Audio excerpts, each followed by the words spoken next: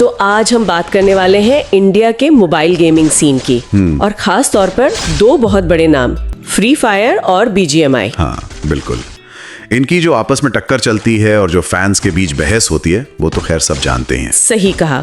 तो हमारे पास एक स्रोत है जो इसी चीज को समझने की कोशिश कर रहा है कि भाई फ्री फायर इतना ज्यादा पॉपुलर कैसे हो गया, खासकर PUBG बैन के बाद। हाँ, और ये दोनों गेम्स के जो सपोर्टर्स हैं उनमें इतनी गर्मा गर्मी क्यों रहती है?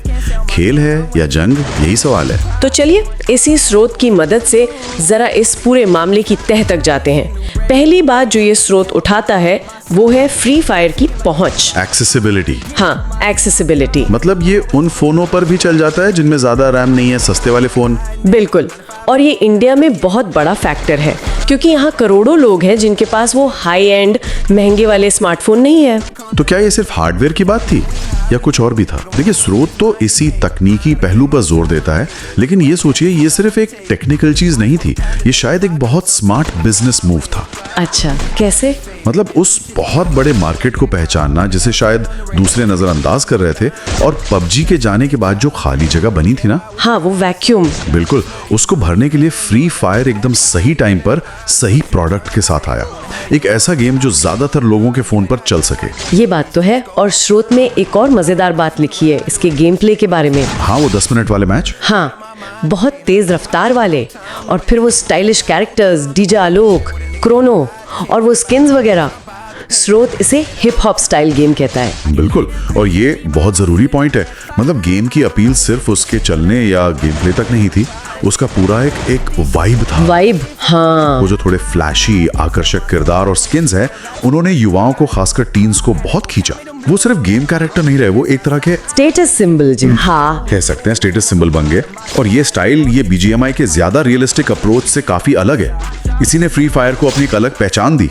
लेकिन फिर ये जो टकराव है BGMI और फ्री फायर का, हाँ, स्रोत कहता है कि BGMI प्लेयर्स अक्सर फ्री फायर वालों का मजाक उड़ाते हैं। हाँ, ये भी एक सच्चाई है जैसा स्रोत बताता है, और इसकी एक बड़ी वजह है ग्राफिक्स। ग्राफिक्स, हाँ। मतलब BGMI वाले मानते हैं कि उनका गेम ज्यादा असली लगता है, ज्यादा यथार्थवादी।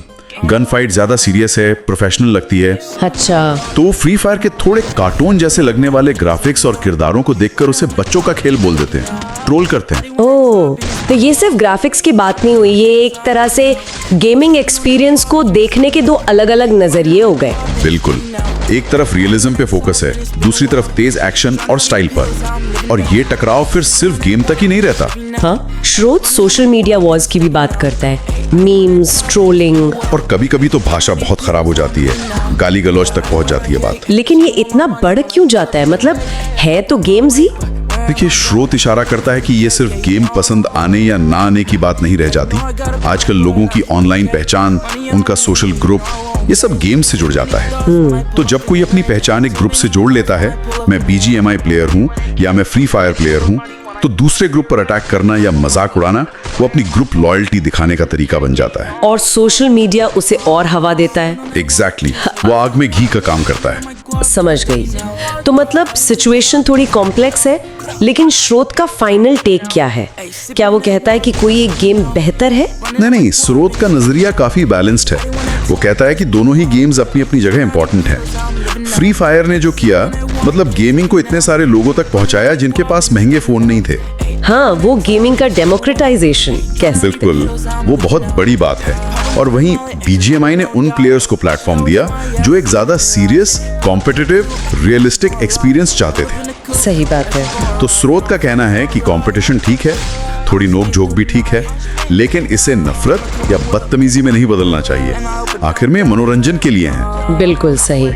तो इस पूरी चर्चा से जो बात निकल कर आई वो ये कि फ्री फायर की कामयाबी के पीछे उसकी आसान पहुंच, तेज गेम प्ले और एक खास किस्म का स्टाइल था। हाँ, और BGMI के साथ जो उसकी प्रतिद्वंद्विता है वो ग्राफिक्स, गेमिंग एक्सपीरियंस की उम्मीदों और जो कम्युनिटी आइडेंटिटी बन जाती है उस पर टिकी है। सही। और मैसेज क्लियर है, खेल को खेल की तरह लें, जंग की तरह नहीं। और यहाँ से एक बात और सोचने के लिए निकलती है जो शायद स्रोत से भी थोड़ा आगे जाती है। अच्छा, क्या?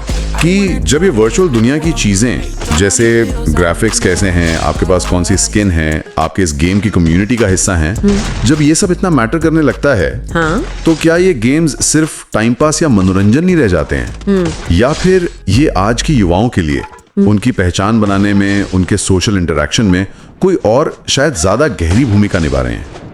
इस पर सोचना काफी दिलचस्प हो सकता है।